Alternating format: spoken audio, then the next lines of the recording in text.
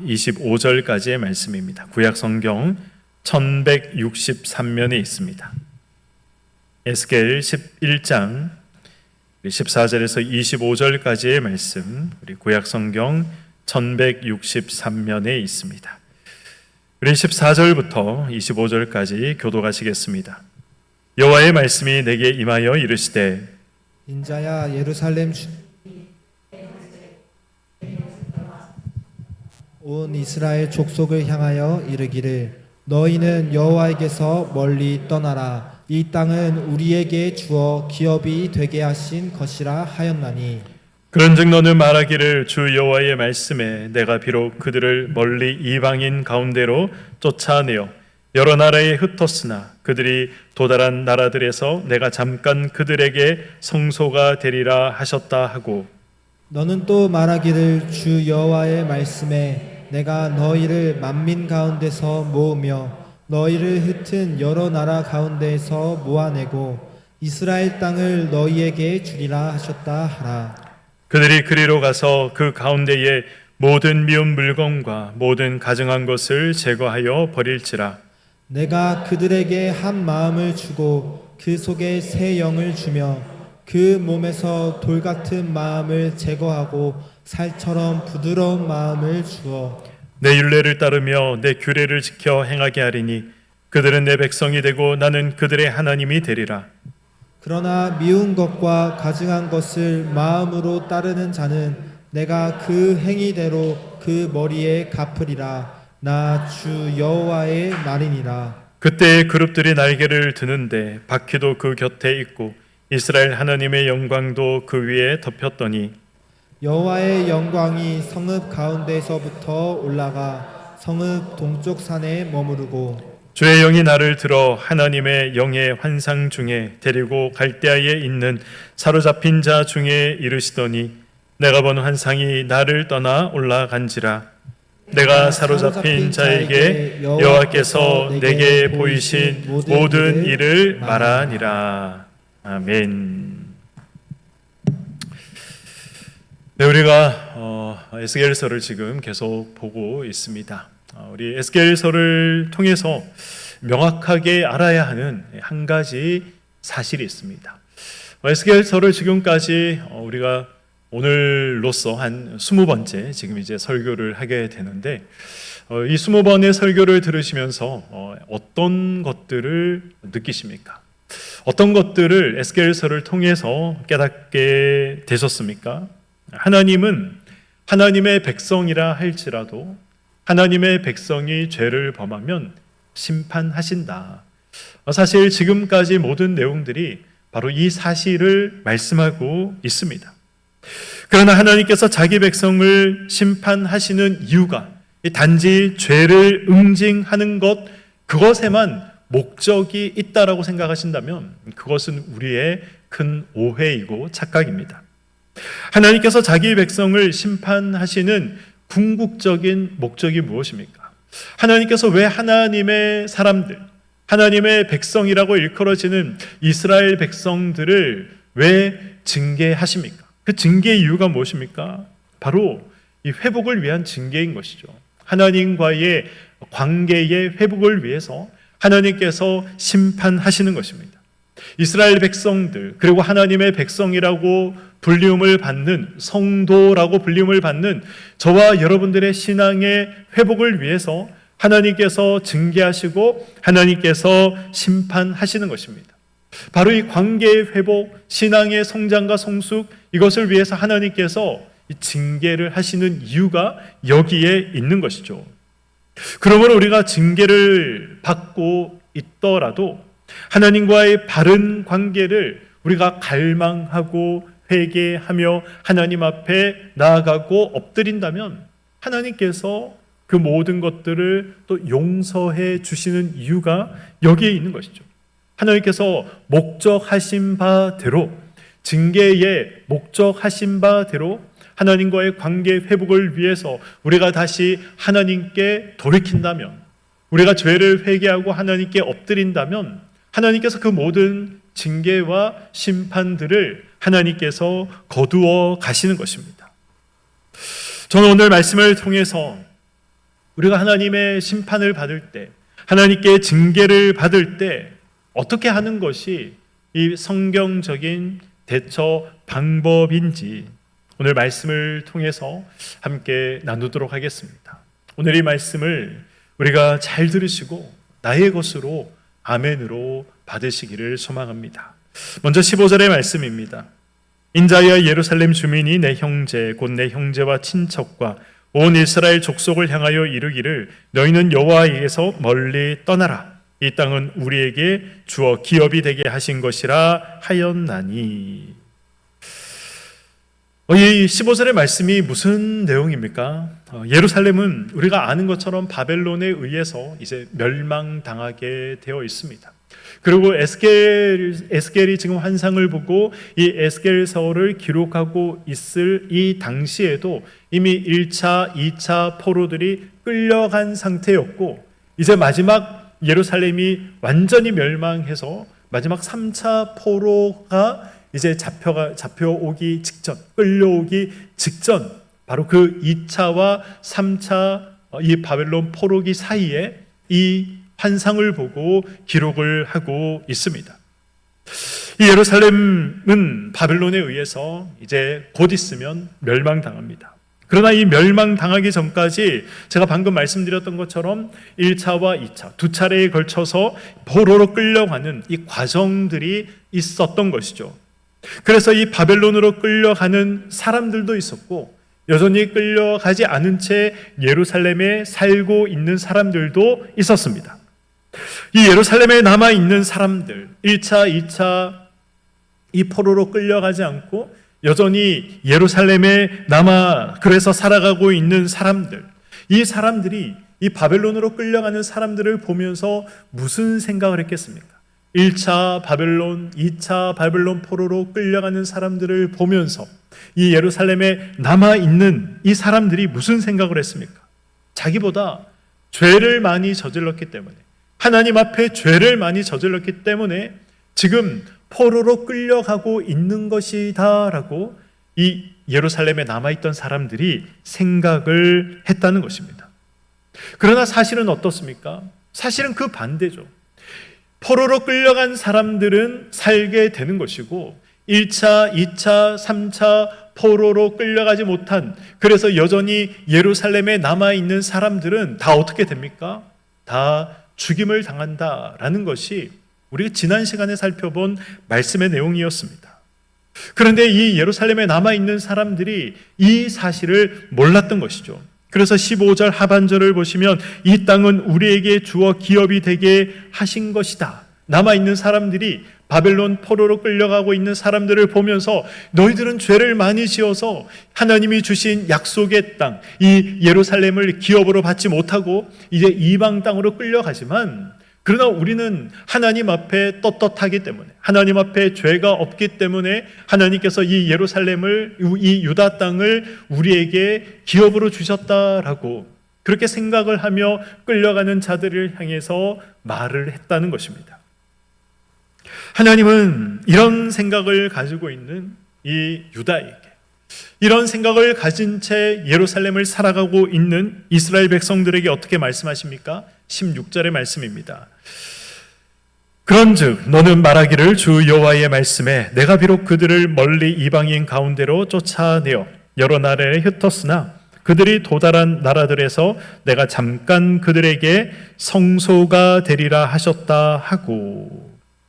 지금 이 바벨론 포로로 끌려가고 있는 예루살렘 사람들을 향해서, 이 남유다 사람들을 향해서 하나님께서 무엇을 약속하고 계십니까? 내가 그들의 성소가 되어주겠다. 내가 포로로 끌려가는 너희들의 성소가 되어주겠다라고 하나님께서 약속하고 계신 것이죠. 지금 성소가 되어주겠다라는 이 말씀의 의미가 무엇입니까? 성소가 되어주겠다라는 하나님의 약속의 의미가 무엇입니까? 이스라엘 백성들이 가지고 있던 아주 큰 착각 중에 하나가 무엇입니까? 하나님은 성전에만 머물러 계신다는 것입니다.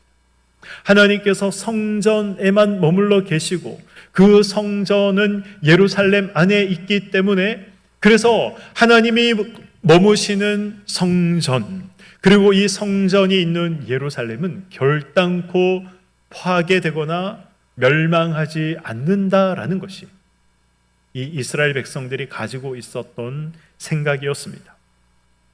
그런데 하나님께서 어떻게 하십니까? 안전할 것이다 라고 믿었던, 바로 그 성전과 안전할 것이다 라고 믿었던 이 예루살렘을 하나님께서 바벨론이라는 이방인들을 통해서 짓밟히게 하시고 무너지게 하시고 멸망당하도록 하셨던 것이죠. 비참하게 죽음을 맞이하도록 하셨던 것입니다. 버려진 인상이라 믿었던, 그래서 바벨론의 포로로 끌려가던 자들은 오히려 그 반대죠. 하나님께서 그들의 생명을 보존해 주십니다. 그들의 안전을 지켜주시는 성소가 되어주셨던 것이죠. 그리고 하나님이 그들의 목숨을 지켜주신 것뿐만 아니라 그들이 다시 예루살렘에 돌아오는 그날까지 하나님께서 그 이방 땅에서 하나님의 백성들을 지켜주셨다라는 것, 우리가 잘 알고 있는 사실입니다. 하나님께서 이 사실을 통해서 말씀하고 있는 것이 무엇입니까? 하나님은 한 장소에 얽매이는 분이 아니다. 이러한 사실도 우리에게 말씀해 주고 있지만, 그러나 이 성전이라는 것이 무엇인가? 우리가 이것을 좀 알 필요가 있습니다. 성전하면 우리는 건물을 성전이다라고 생각을 합니다. 물론 구약 시대에는 건물이 성전이었습니다. 이 솔로몬 성전, 눈에 보이는 건물이 성전이었죠. 그러나 지금은 그렇지 않습니다. 지금은 눈에 보이는 건물은 예배를 드리는 장소일 뿐입니다. 그래서 우리가 사실 정확한 표현은 교회라고 표현하는 것이 아니라 예배당이라고 표현해야 정확한 표현입니다. 성전은 이제 건물로서 존재하는 것이 아니죠. 성전은 무엇이 성전입니까? 하나님의 영이 거하는 장소, 그곳이 구약에서는 이 예루살렘 성전이었지만, 그러나 이제 하나님의 영이 거하시는 장소가 어디입니까? 바로 저와 여러분들이 하나님의 영이 거하시는 장소가 아닙니까? 그래서 저와 여러분들이 이제 다 각자가 성전으로서 살아가고 있는 것입니다. 그래서 교회 건물을 보고 성전이다라고 말하는 것은 엄밀하게 따지면 정확한 표현이 아니죠. 틀린 표현인 것입니다. 저와 여러분이 성전이죠. 그리고 이 성전에서 중요한 것이 무엇입니까? 성전에서 가장 중요한 것은 하나님이 거하시는가, 하나님이 거하시지 않는가, 그것이 가장 중요한 것입니다. 하나님이 거하시면 그 성전은 보존되는 것이지만, 하나님이 거하시지 아니하시자, 하나님의 영광이 떠나버리시자 성전이 어떻게 됩니까? 파괴돼 버리지 않습니까? 그래서 이 성전의 가장 중요한 것은 하나님의 영이 거하시는 것입니다. 물론 예수 그리스도께서 성령으로 하나님과 우리를 이제 하나로 묶어 주셨습니다. 하나님과 우리가 이제 묶여 있기 때문에 뗄래야 뗄 수 없는 그런 관계가 되어버린 것이죠. 그래서 하나님의 영은 이제 저와 여러분들을 떠나실 수가 없습니다. 그렇다고 해서 거룩하지 못한 삶 속에서 하나님의 영이 우리와 함께 억지로 거하시느냐? 그럴 수 없는 것이죠. 그래서 어떻게 하십니까? 하나님의 영이 거하실 만한 장소가 되도록 저와 여러분들의 삶을 청소하시는 것입니다. 예수님께서 상을 뒤집어 엎고 성전을 정결하게 하신 것처럼 하나님께서 저와 여러분의 삶을 정결하게 하시는 것이죠. 어떻게 정결하게 하십니까?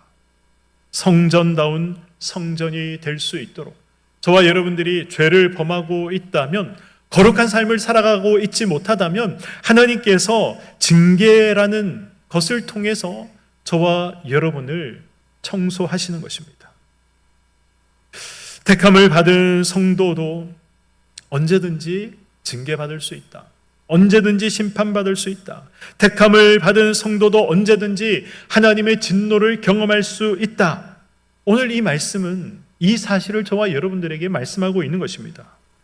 그러므로 성전다운 모습으로 내가 살아가고 있는가? 하나님의 영이 거하시기에 합당한 생각, 합당한 마음, 합당한 삶으로 내가 성전다운 모습을 가지고 살아가고 있는가?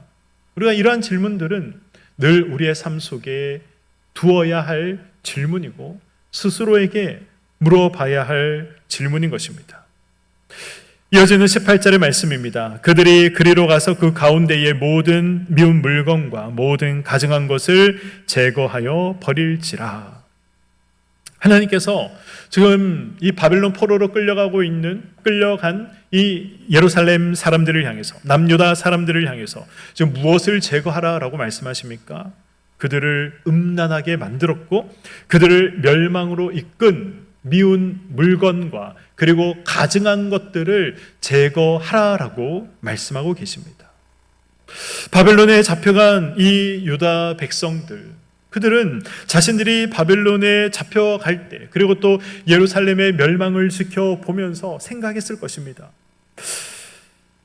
처음에는 자신들의 힘이 약해서, 국력이 약해서, 또 외교력이 약해서 멸망했다라고 생각했습니다. 그래서 또 하나님을 향해서 원망도 했을 것입니다. 그러나 이 모든 연단의 과정을 거치면서 하나님을 버리고 우상을 섬긴 자신들의 죄 때문에 이런 일들이 벌어졌구나라는 것을 알게 되었던 것이죠. 그때 예레미야 선지자가 말했던 그 말씀이 진짜였구나. 에스겔 선지자가 말한 그 말씀이 진짜였구나. 그것을 확인하면서 그들이 하나님 앞에 죄를 범했다라는 사실, 우상을 섬기고 하나님 앞에 음란한 마음을 가지고 살아갔다는 이 사실 때문에 우리가 징계를 받고 멸망당했구나. 그래서 다시 하나님 앞에 돌아가자라고 그들이 생각을 했던 것이죠. 이 사실을 어떻게 알 수 있습니까? 예루살렘으로 돌아온 이 유다 백성들이 무엇을 가장 먼저 했는가? 이 사실을 우리가 보면 확인할 수 있는 것이죠.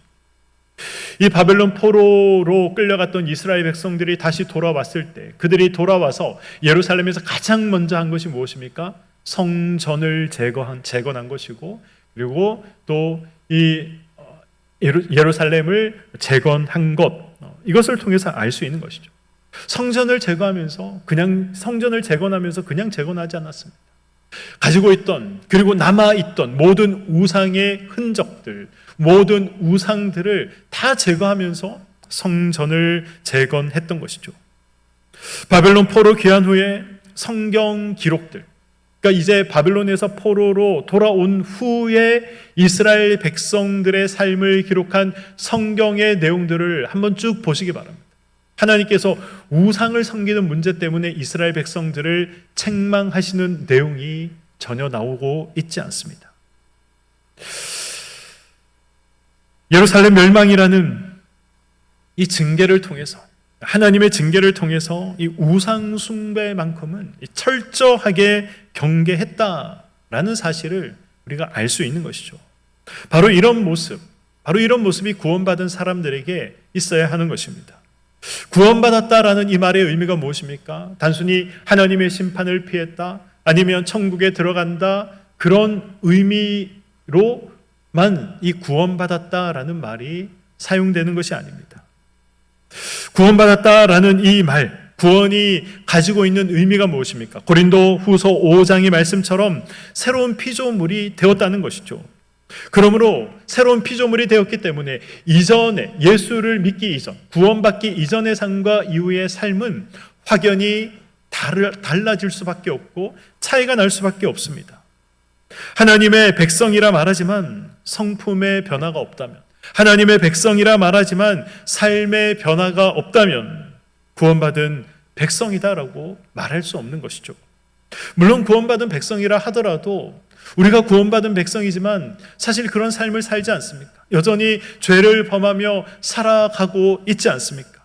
그러나 우리가 또 한편으로는 같은 죄를 반복하지 않기 위해서 얼마나 많이 발버둥치고 노력합니까?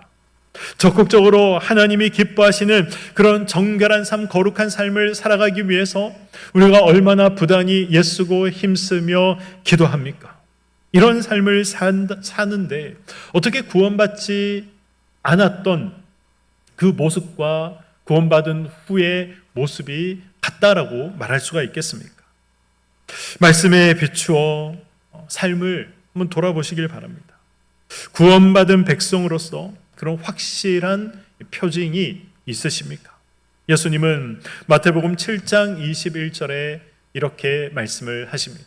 이 말씀을 한번 띄워주시죠. 마태복음 7장 21절 말씀입니다. 네, 제가 읽도록 하겠습니다. 나더러 주여 주여 하는 자마다 다 천국에 들어갈 것이 아니요 다만 하늘에 계신 내 아버지의 뜻대로 행하는 자가 자라야 들어간다라고 말씀하고 있습니다. 어떤 자가 들어간다라고 말씀하고 있습니까? 어떤 자가 천국에 들어간다라고 말씀하고 있습니까? 하늘에 계신 하나님 아버지의 뜻대로 행하는 자, 말씀대로 살아가는 자, 그런 자가 들어갈 수 있다라고 말씀하십니다. 그럴듯한 기도가 중요한 것이 아니라 하나님 뜻에 합한 삶이 중요하다는 것이죠. 그럴듯한 신앙의 이 모양, 그럴듯한 신앙의 모습이 중요한 것이 아니라 하나님을 기쁘시게 할 만한 삶의 열매가 있어야 한다라는 것입니다. 17절을 보시면 하나님은 이스라엘의 회복을 약속하시는 내용이 기록이 되어 있습니다. 그러나 그들의 몸이 이 예루살렘으로 돌아간다고 한들 마음을 하나님 앞에 돌이키지 않았다면 이 예루살렘에 돌아가는 것이 무슨 소용이 있겠습니까? 그들의 마음이 하나님께로 돌아가지 않는다면 또 언젠가는 다시 하나님의 징계를 받고 심판을 받아 다시 예루살렘을 멸망당할 것이고 또 다른 강대국에 의해서 포로로 끌려갈 것입니다. 그러므로 이 육적인 회복은 반드시 무엇을 동반해야 되는 것입니까? 영적인 회복을 동반해야 하는 것입니다. 우리 삶의 이 보이는 모든 삶의 현장이 회복되기 위해서는 저와 여러분들의 영이 회복이 되어야 하는 것이죠. 하나님이 기뻐하시는 마음밭이 되어야 하는 것이고 하나님이 원하시는 생각을 가지고 살아갈 때에 우리의 삶의 모든 현장들이 회복이 되는 것입니다. 19절을 보시면 내가 그들에게 한 마음을 주고 그 속에 새 영을 주며 그 몸에서 돌 같은 마음을 제거하고 살처럼 부드러운 마음을 주어라고 말씀하고 있습니다. 하나님께서 한 마음을 주신다라고 말씀하십니다. 한 마음. 이 한 마음은 어떤 마음입니까? 분열되지 않은 마음입니다. 과거 이 유다 백성들을 한번 생각해 보시기 바랍니다. 하나님과 우상 사이에서 분열된 마음이 있었죠. 하나님께 한 발을 걸치고 우상에게 한 발을 걸치는 이것도 저것도 아닌 그런 신앙생활을 하고 있었습니다. 하나님과 강대국들 사이에 마음이 분열되어 있었습니다. 하나님과 이 주변 상황과 환경과 여건 사이에서 이 마음이 분열되어 있었습니다. 그러나 이제 새롭게 회복될 유다는 이 분열된 마음이 아니라 오직 하나님을 의지하는 마음, 오직 하나님을 믿고 믿음으로 행하는 마음, 오직 하나님을 사랑하는 마음, 이 한 마음으로 하나님을 섬길 것이다 라고 말씀하고 있습니다. 믿음과 세상, 믿음과 상황, 믿음과 욕심으로 그렇게 둘러 나뉘어진 그런 분열된 마음이 아니라 하나님으로 채워진 한 마음, 그 한 마음을 가질 때 하나님께서 무엇을 주신다라고 또 말씀하십니까? 새 영을 주신다라고 말씀하십니다. 새 영, 이 새 영이라는 것이 무엇입니까? 하나님의 영이신 성령을 말씀하는 것이죠. 우리가 세상과 하나님 사이에서 갈팡질팡하지 않는 것, 믿음으로 결단하고 하나님의 일을 할 수 있는 것, 두 마음을 품지 않을 수 있는 것, 이 모든 것들은 우리 안에 성령께서 계시고 그 성령으로 채워질 때에 가능한 것입니다. 하나님의 영으로 채워져서 우리의 마음이 하나님으로 채워지시기를, 오직 하나님의 말씀으로 채워지시기를 주님의 이름으로 간절히 축원드립니다. 그래서 우리가 구해야 하는 것이 성령 충만인 것이죠. 그래서 우리가 성령 충만을 위해서 기도하고 성령 충만을 우리가 간구하는 것입니다. 분열되지 않는 마음에 새 영이 부어지면 이제 어떻게 되는 것입니까? 돌 같은 마음이 제거되는 것입니다. 이 살 같은 부드러운 마음으로 그 마음이, 심령이 변화되는 것입니다. 오늘 본문 19절을 보시면 돌 같은 마음이라는 표현이 나와 있는데, 돌 같은 마음은 어떤 마음을 돌 같은 마음이다라고 말씀하는 것입니까? 하나님의 뜻을 헤아리지 못하고 사람의 생각만, 사람의 마음만 헤아리는 것, 그것이 바로 돌 같은 마음입니다. 하나님의 뜻을 헤아리지 못하고 주어진 상황과 주어진 환경만 보고 헤아리는 것, 그것이 돌 같은 마음입니다. 그래서 인간적인 생각과 기준으로 이것은 된다, 이것은 안 된다, 그렇게 재단해 버리는 것이 돌 같은 마음인 것이죠. 이스라엘 백성들이 그런 마음을 가지고 있었지 않습니까? 하나님의 뜻은 헤아리지 못하고 사람의 생각으로만 모든 상황과 환경들을 보았습니다. 사람의 생각으로만 자신들의 모든 것들을 결정하고 선택하고 또 이루어 나가기를 원했습니다. 그런 돌 같은 마음 때문에 결국 그들이 멸망당하지 않습니까? 징계를 받고 심판당하지 않습니까? 이 돌 같은 마음이 있으면 하나님의 말씀이 비집고 들어갈 틈이 없는 것이죠. 하나님의 역사가 일어날 틈이 없는 것입니다. 그래서 하나님께서 이 돌 같은 마음을 싫어하시는 것입니다. 반대로 이 살 같은 부드러운 마음은 어떤 마음입니까? 하나님의 음성에 열려 있는 마음입니다. 하나님의 뜻을 찾고 구하는 마음이 바로 부드러운 마음인 것이죠. 하나님의 뜻에 민감하게 반응하고 하나님의 뜻에 순종하는 것이 바로 부드러운 마음입니다. 예루살렘이 멸망 전에 이스라엘은 바로 이 돌 같은 마음을 가지고 있었습니다. 그들의 심령이 그래서 너무 강팍해서 아무리 하나님의 말씀이 선포되고 하나님의 위대한 선지자들이 이스라엘 백성들을 향해서 하나님의 말씀을 선포하고 그리고 눈으로 보여주더라도 하나님의 말씀이 돌 같은 마음을 비집고 들어가지 못했던 것이죠. 그 심령이 너무 강팍해서 하나님의 뜻을 구하지 않았습니다. 하나님의 마음이 어디 있는가 그것을 찾기에 노력하지 않았습니다. 하나님의 마음을 헤아리지 않았습니다. 이러한 이 화인 맞은 양심, 돌 같은 마음, 그 마음 때문에 이스라엘은 멸망하고 말았습니다. 하나님께서 돌 같은 마음이 살 길은 바로 이 부드러운 마음을 가질 때 살 수 있다라고 말씀하고 계시는 것이죠. 어떻게 이 부드러운 마음을 만들어 주십니까?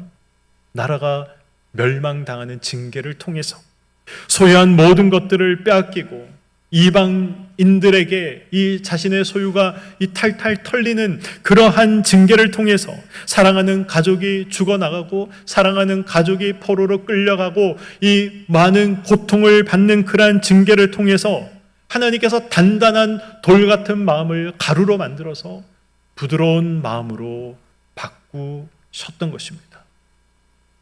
하나님은 하나님이 택한 백성들이 돌 같은 마음을 가지고 있다면 결코 보고 계시는 분이 아니십니다.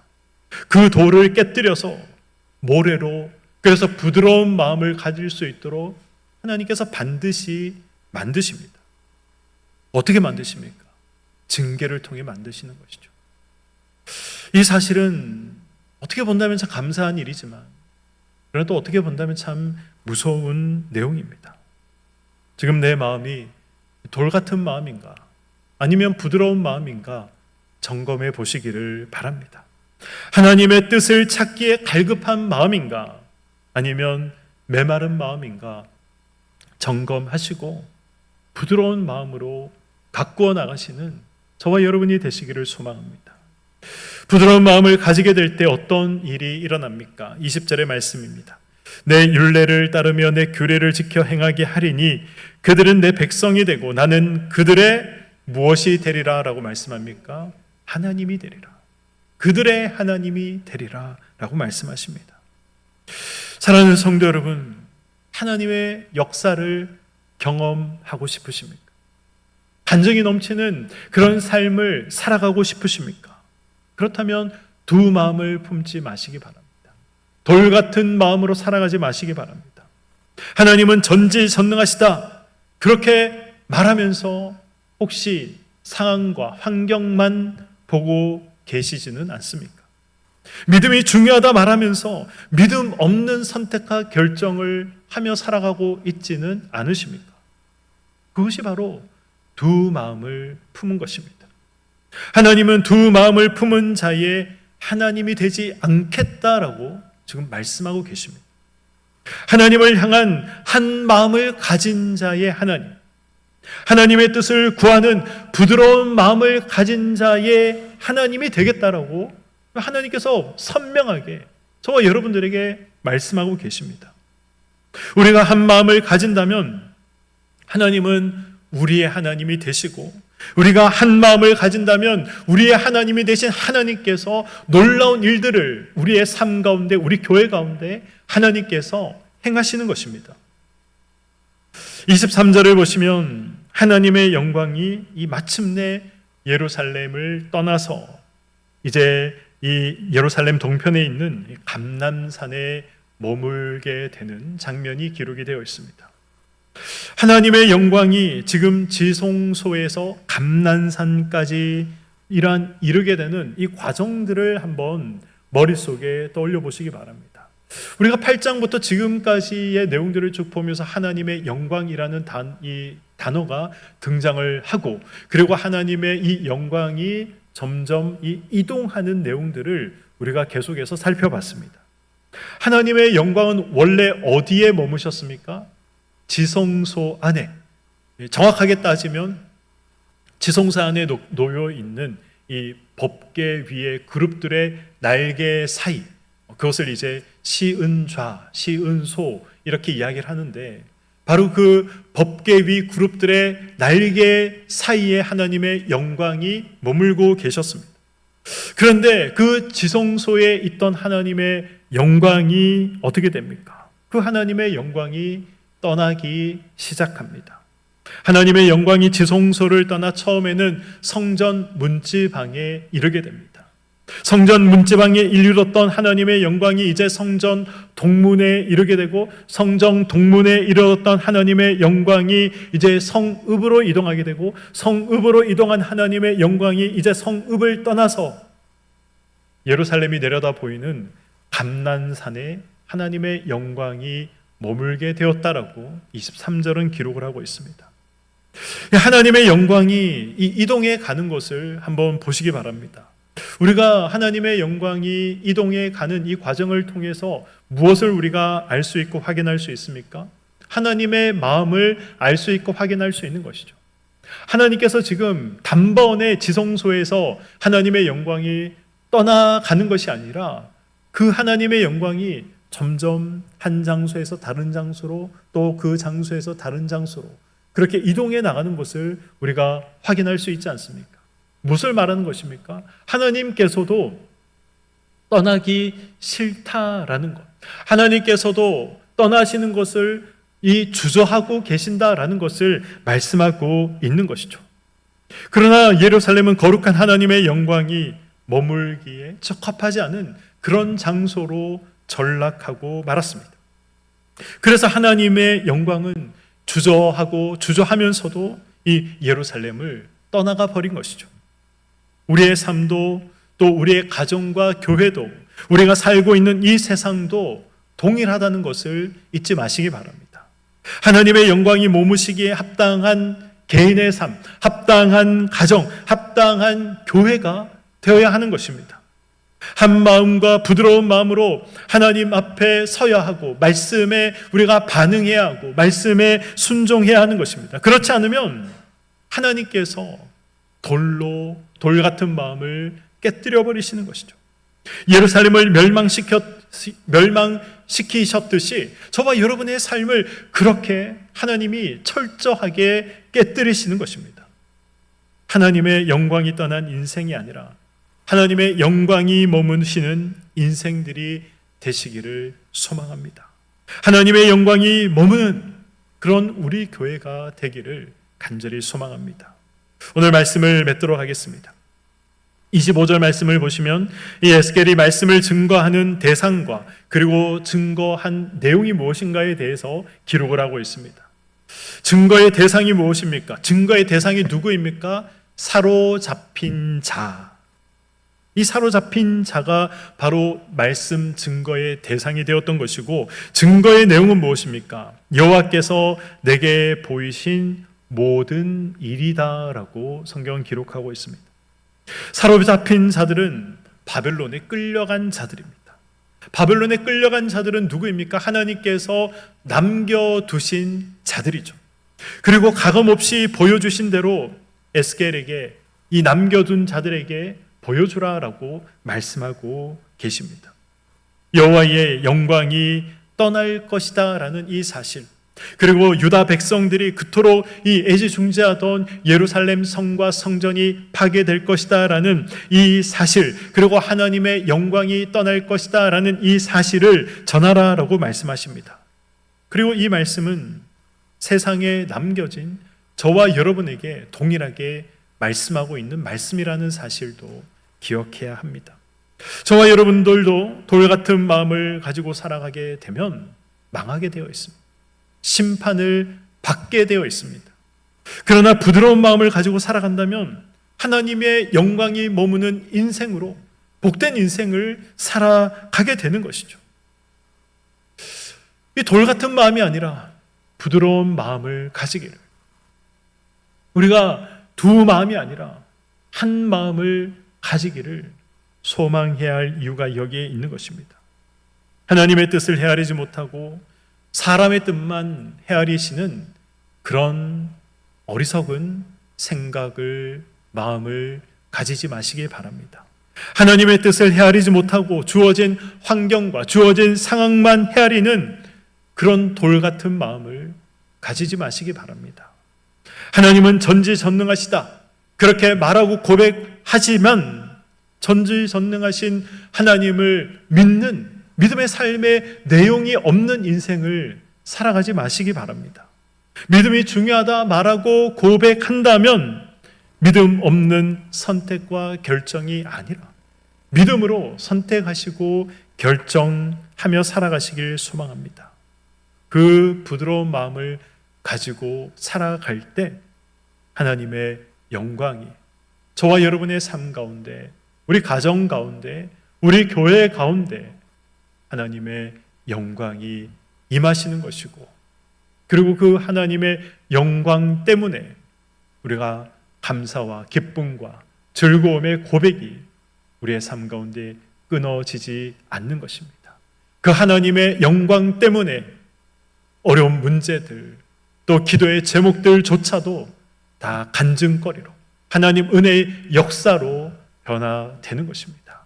오늘 이 말씀을 기억하시고 나에게 두 마음이 있지는 않은가, 돌 같은 마음이 되어 있지는 않은가 돌아보시고 하나님 앞에 기도하시는 저와 여러분의 삶이 되시기를 주님의 이름으로 간절히 축원드립니다. 아멘. 기도하겠습니다.